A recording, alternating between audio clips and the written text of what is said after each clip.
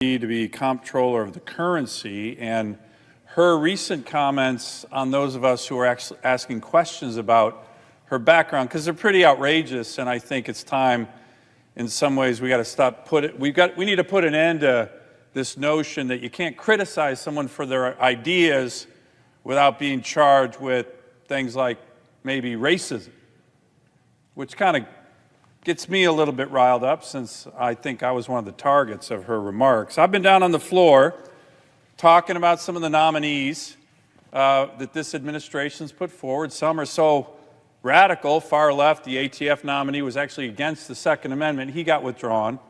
The BLM director was an eco-terrorist. She got voted in. Now she's in charge of 60% of my state.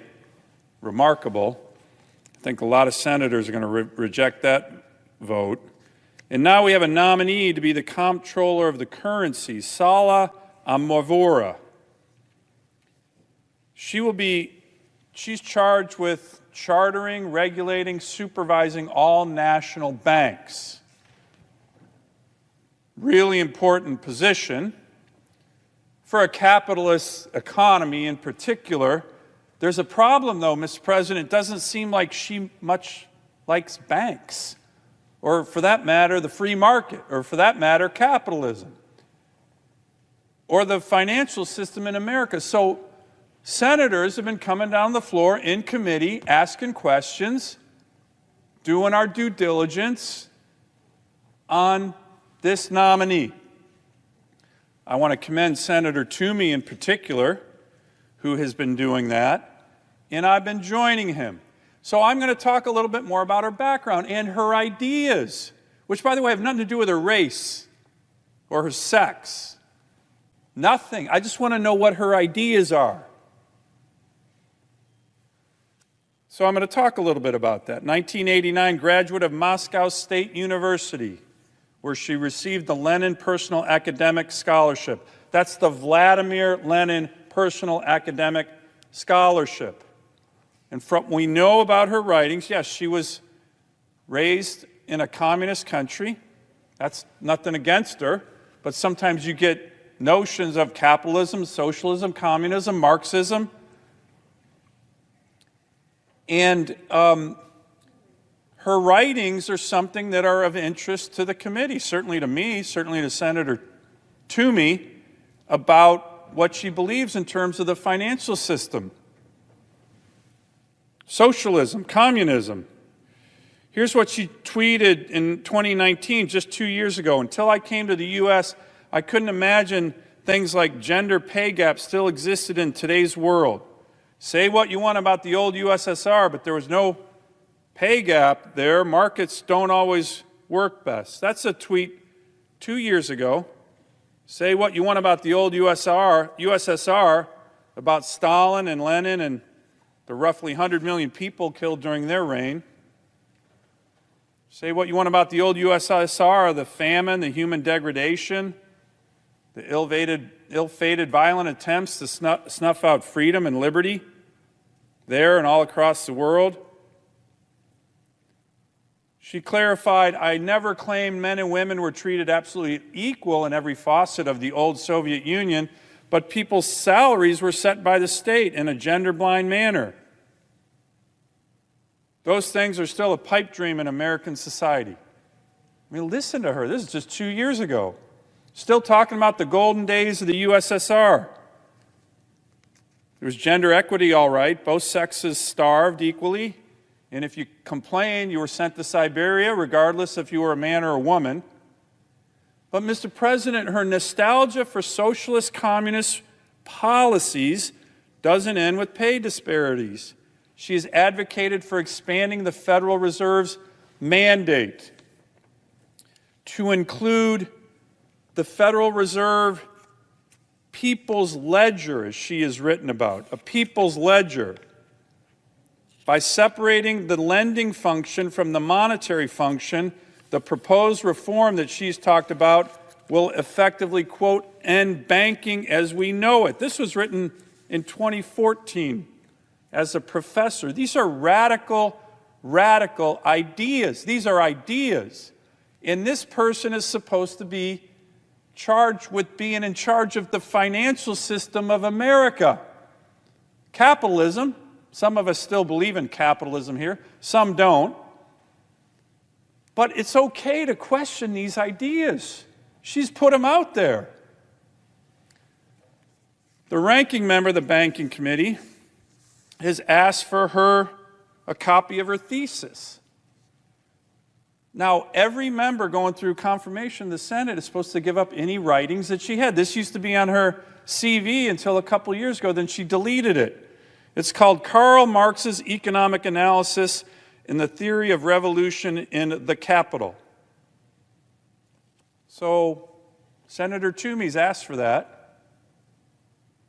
She's required to give it. And as of now, this is a letter, Mr. Chairman, I'd like to submit for the record, October 5th. Senator Toomey asked for this. Without objection. She still hasn't responded and provided it. She's required to. But again, Mr. President, these are ideas. These are her ideas. Very fair for United States senators to ask for these things, to evaluate these things. Do we want someone who doesn't believe in the financial system and capitalism in charge of American banks? I don't. So I'd like to learn more. And so we've been pressing. That's our job. That's our job. So she hasn't responded to Senator Toomey. As I mentioned, in a reference to a 2014 book entitled The End of Banking, she wrote, quote, by separating their lending function from the monetary function, the proposed reform for the Fed will effectively, quote, end banking as we know it. That's a really interesting radical idea. That's 2014. These are her ideas. These are her ideas. And if there's any doubt about her continued interest in Marxist ideology, it was recently reported that she joined a Facebook group called, quote, Marxist Analysis and Policy, which according to the group, quote, stands for the self-emancipation of the working class and socialism, unquote. Recent. This is recent. This wasn't when she was at old Moscow State University. Recent. She has not said that story was wrong about her Facebook group, so we can only assume it's true. Did she join that group to espouse democracy and the free market? Here are the group's rules. Quote, support for the Tory party is not acceptable. A culture of diverse Marxist, socialist, and radical views is the framework for the group, unquote. Again, these are ideas, radical ideas, socialist ideas that are coming from the woman who has been nominated by the President of the United States to be in charge of all the banks, the comptroller of the currency. Really important job. So we've been asking about this. We've been asking about this. We want to see her writings. This is completely legitimate. That the American people want the Senate to be doing this, advice and consent. What do you really think? Do you believe in capitalism? Do you believe in banks? You want to end banking as we know it? Well, how is that going to work if you're comptroller of the currency? So we're asking for these things, asking for her thesis. And then, Mr. President, sadly, because I think Americans are finally getting tired of this, she was asked about this Republican criticism. It's legitimate criticism. And the quote was, well, I'm an easy target. This is quoting from her now, an immigrant, a woman, a minority. And asked if she thought of some of the criticism of her that I'm just describing. I'm one of the critics. Was criticism based on her critics being, quote, racist? She said, quote, I think that is true. So here's my point, Mr. President. I I think the American people are getting a little tired of this. I think the American people are getting a little tired of this. I and other senators have been asking very legitimate questions about this woman's beliefs, about what's in her head, about how would she be the comptroller of the currency. And the response is from her, my critics are, quote, racist.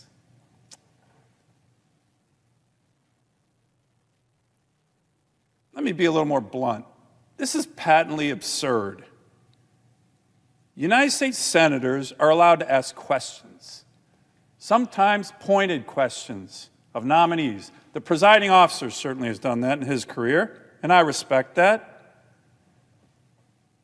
But every time someone asks you a pointed question, if you come back and say, well, they're doing it for these nefarious reasons like racism, it really doesn't advance the discussion, now does it? Especially here on the floor of the United States Senate. I really hope my colleagues here, whether you're a Democrat or Republican, can maybe tell the nominee, hey, don't do that again, right?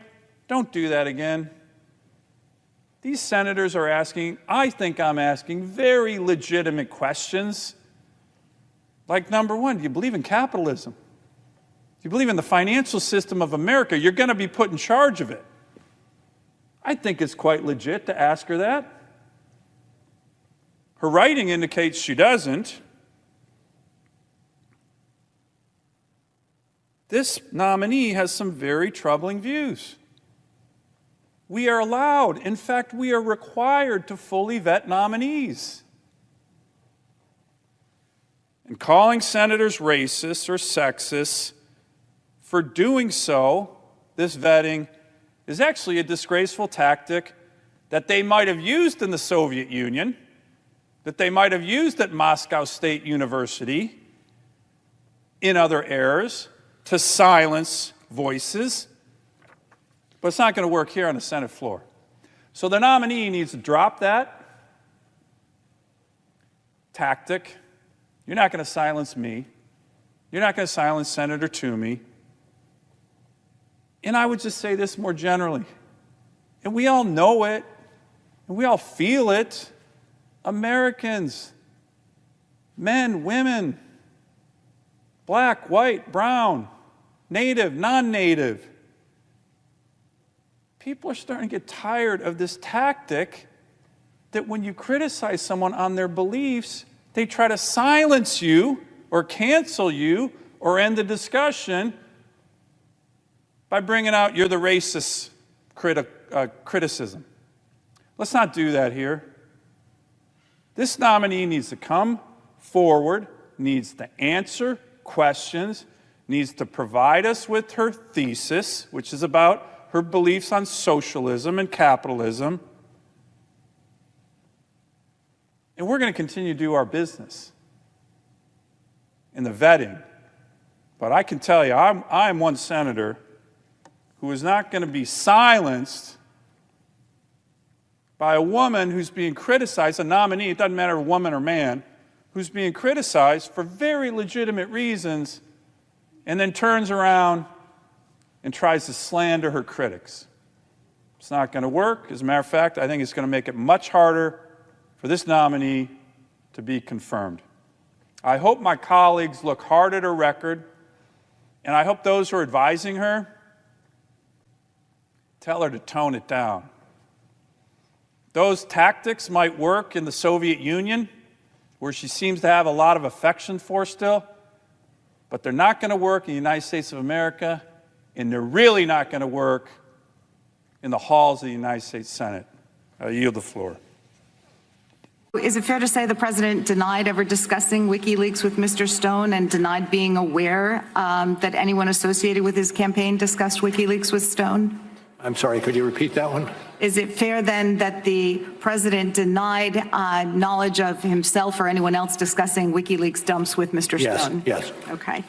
And with that, I would yield back. Thank you, ma'am.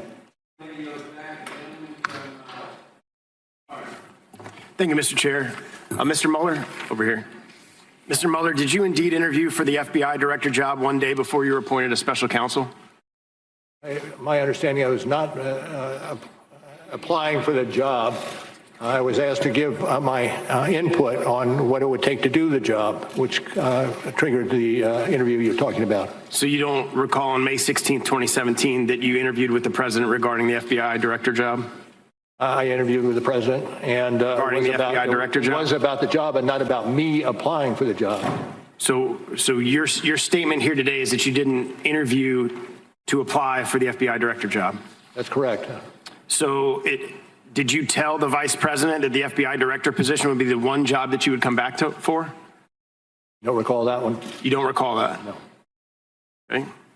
Given your 22 months of investigation, tens of millions of dollars spent, and millions of documents reviewed, did you obtain any evidence at all that any American voter changed their vote as a result of Russians' election interference?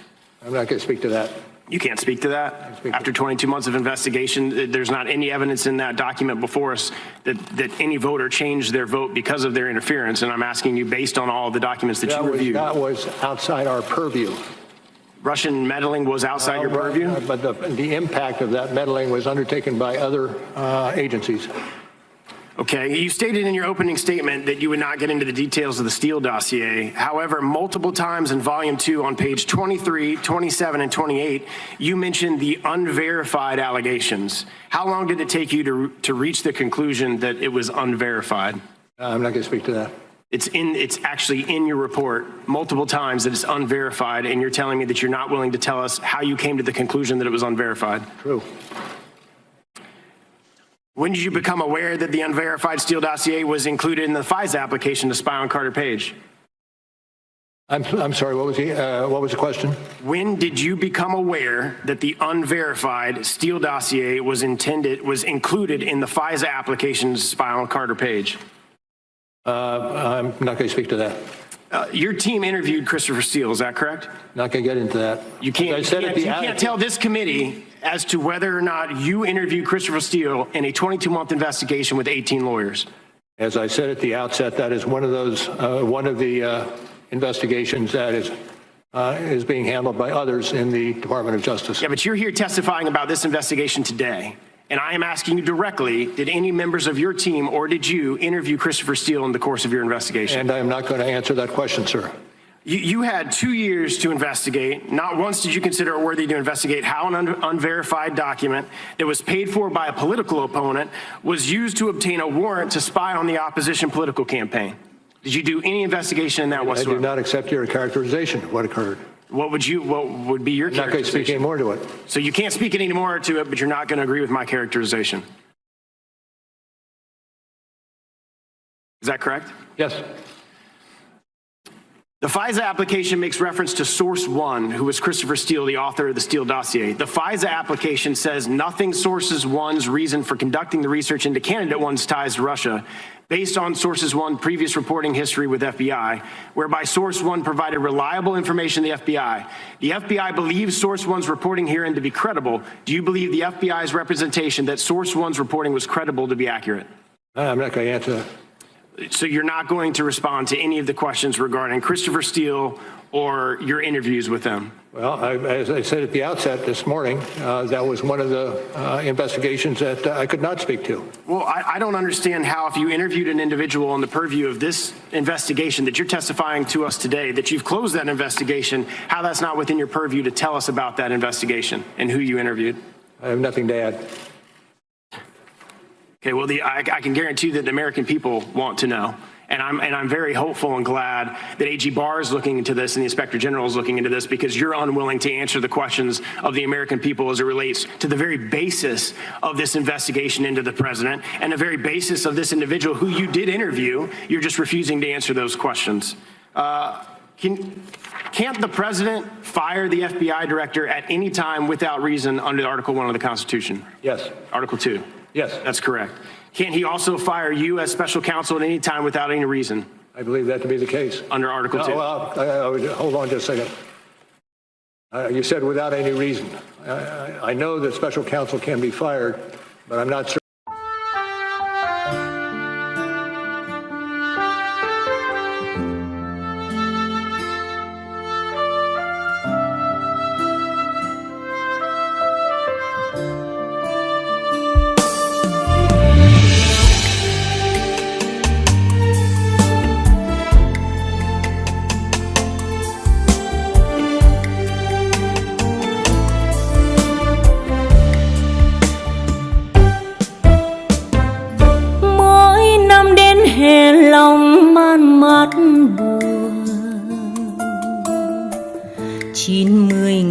quà chứa chan tình thương.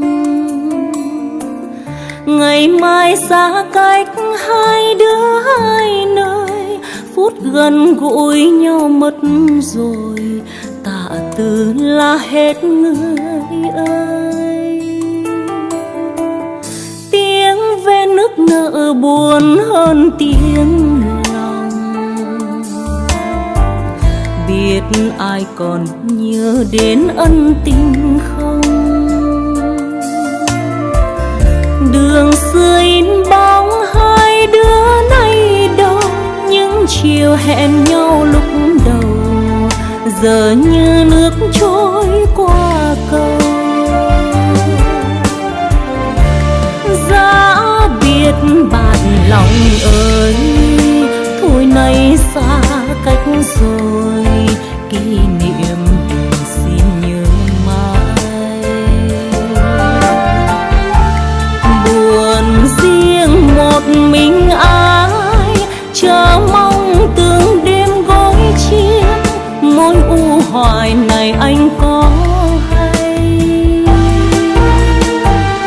Nếu ai đã từng nhặt hoa thấy buồn, cảm thông được nỗi vắng xa người thương.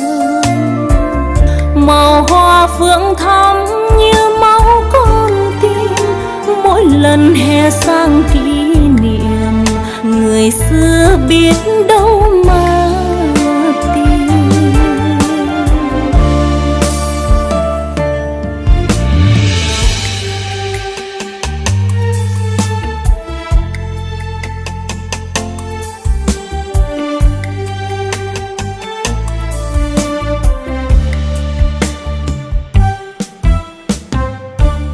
Giá biết bạn lòng ơi, thôi nay xa cách rồi, kỷ niệm xin nhớ mãi.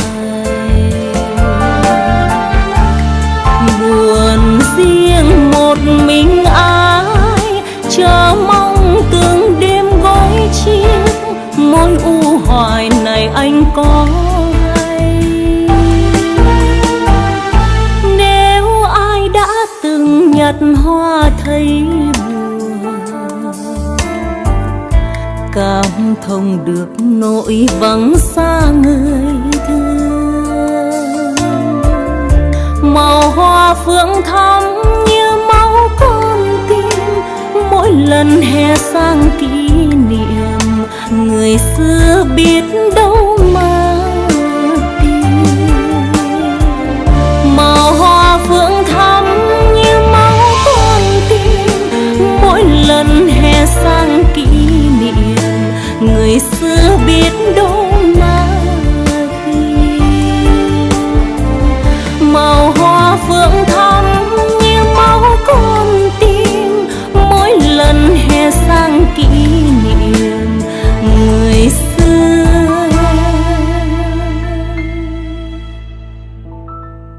biết